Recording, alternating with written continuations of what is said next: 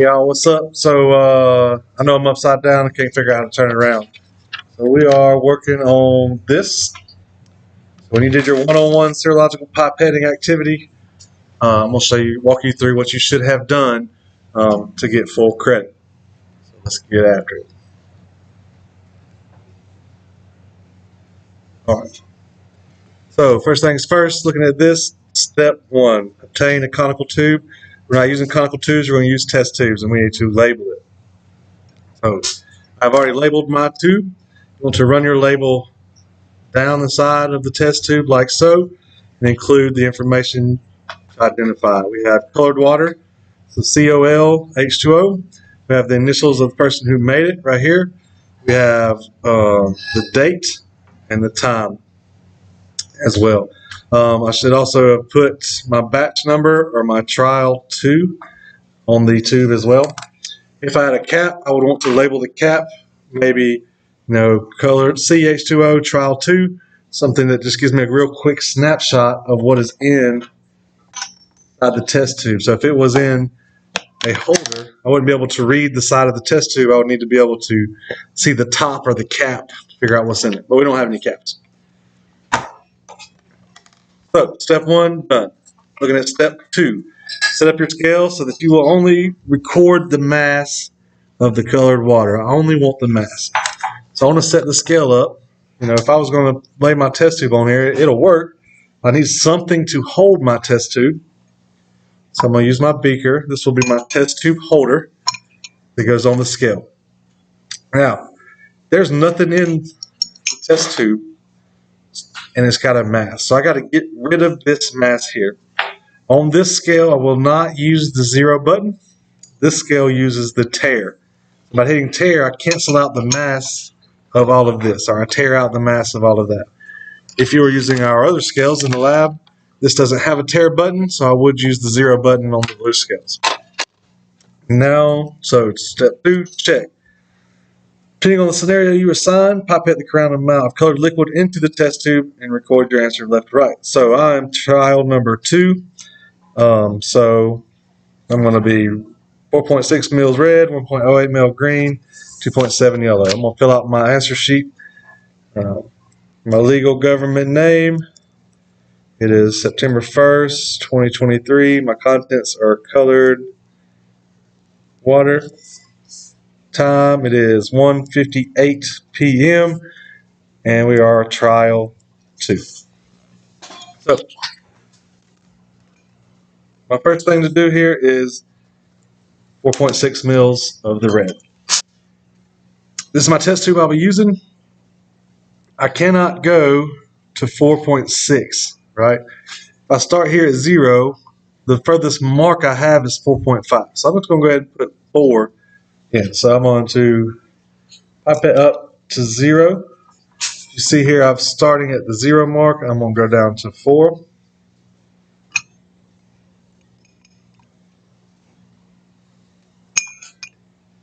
Careful to look at the bottom of the meniscus. Right, then I'm going to get rid of this excess. Now to get that 0.6 in there, I'm going to use something a little more accurate. That one's already been used.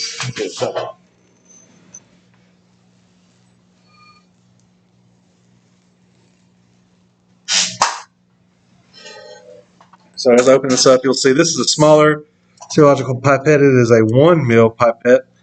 It will pipette out tenths of milliliters at a time instead of 1 milliliter at a time. So if I fill up to 0 on this one, right, I will do 0.1, 0.2, 0.3, 0.4, 0.5, all the way down to 0.6 of my red. Be careful to use this one. It'll suck it up fast in the pipette.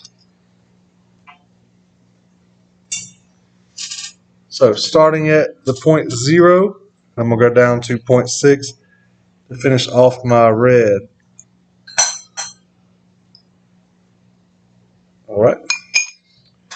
Get rid of my excess. I've done my red. Now I'm going to add my green, 1.08 mils. So I'm going to use my big pipette. I'm going to go up to 0. I'm going to fill up to 1.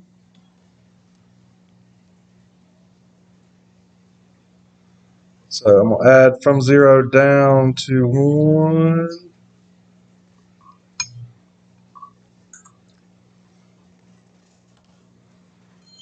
I'm going to use my small pipette to 0.08 is going to be right before the 0.1. So 0.0, 0.1 is going to be 2 ticks before the 0.1.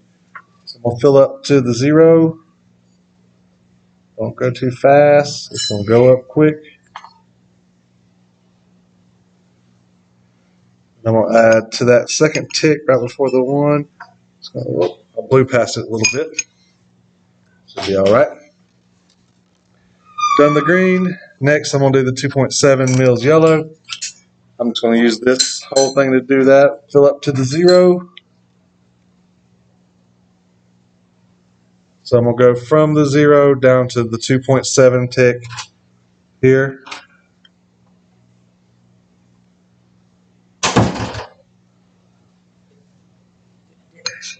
I'm handling a little bit. I go there. All right, so I have finished all 3 of these. Now I'm done. So moving on to the next step, I need to record my mass. So now I'm ready to weigh. My mass is 8.30 grams. My expected mass of my sample, this is in my reference book, so trial 2 is on page 2. Trial 2 should have been 8.38 grams.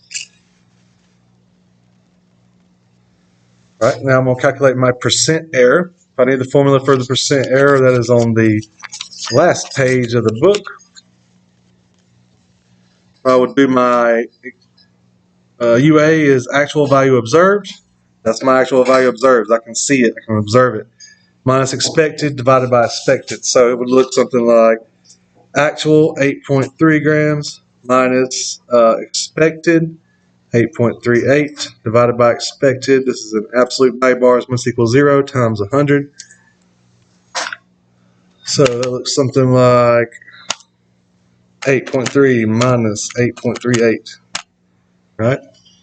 So I did the top part. Now I'll do the bottom part divided by 8.38 times 100. There. So I am 0.95% error, which is pretty good. So how would this be graded off? All right, so I would say, okay, student labels 2, yes. Student tears scale, we set it equal to 0, 2 points. Student appears confidence with equipment, 2 points. So for trial 2, I would need to be in that range, which I was, 2 points. For the last part, I would need to show my work and be less than 10%, 2 points. That's it.